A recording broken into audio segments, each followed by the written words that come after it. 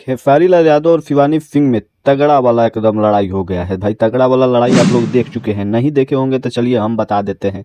हाल ही में खेसारी लाल यादव के जिम का वीडियो आकांक्षा पुरी जी के साथ बहुत ही वायरल हो रहा था और उस वीडियो को बहुत लोग ट्रोल भी कर रहे थे। लेकिन जब बात ऐसा आया कि वो वीडियो चलते चलते शिवानी सिंह के पास आया तो शिवानी सिंह ने गाना बना दिया। लेकिन शिवानी सिंह कह रही है कि मैंने पहले गाना बनाया था। चलिए तो इसका भी हम सफाया आज करिए देंगे, क्योंकि शिवानी सिंह जो बोल रही है साफ झूठ बोल रही है। ऐसे हम कैसे कह सकते हैं कि झूठ बोल रही है, तो इसका सच्चाई आप लोगों को आज हम देंगे। तो हम शिवानी सिंह के कहना है कि ये गाना बहुत दिन पहले रिकॉर्ड हो गया था और गाना रखा गया था, लेकिन उसके बाद जिम वाला वीडियो रिलीज हुआ चढ़ा, उसके बाद गाना रिलीज हुआ तो लोगों को लग रहा है कि खेसारी लाल यादव के साथ जोड़कर शिवानी ने गाना गाया है।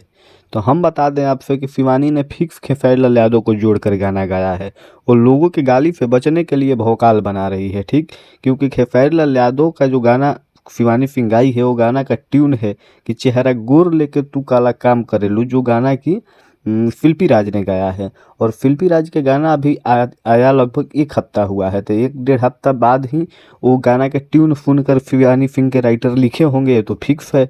तो जब शिवानी सिंह के राइटर लिखे होंगे 1.5 हफ्ता बाद, तो उससे पहले जिम वाला वीडियो रिलीज हो गया था खेसारी लाल यादव के। तो इससे साफ साफ जाहिर होता है कि खेसारी लाल यादव को टारगेट करके शिवानी सिंह ने एक गाना बनाया है।